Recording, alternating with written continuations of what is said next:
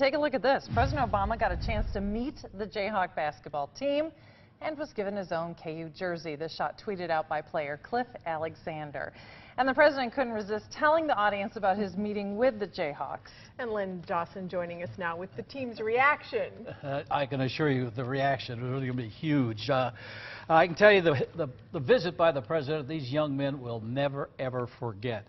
We've been talking about the president was in Lawrence to deliver a speech about middle class, yet as a big basketball fan, he wanted to spend some time with the Jayhawks. He talked with Coach Bill Self and visited with the players. The Jayhawks had to change their schedule with the media because of the president's visit, but later they talked about what impressed them the most.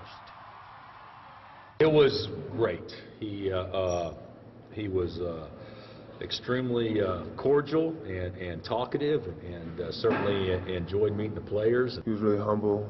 He was really welcoming. It was a big thing.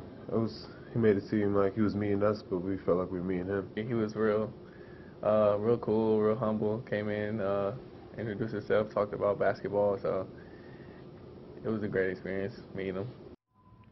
I know exactly how they felt. I had the privilege of going to Washington, D.C., where I boarded Air Force Two with George Bush Sr., who at that time was campaigning for the presidency. We flew to Canton, and he wanted to go to the Pro Football Hall of Fame.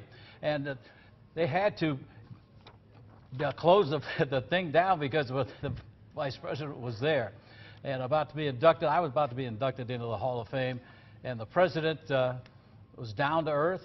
In fact, like most husbands, his wife Barbara had to take care of him. Before he got off the airplane, she looked at him because he seemed to dress right. Well, he had forgotten his belt, so he had to borrow one from somebody before he met with the dignitaries waiting for him. It was an experience that I will never forget. And I wasn't the only one from KMBC TV. There were about 4 other people on that flight.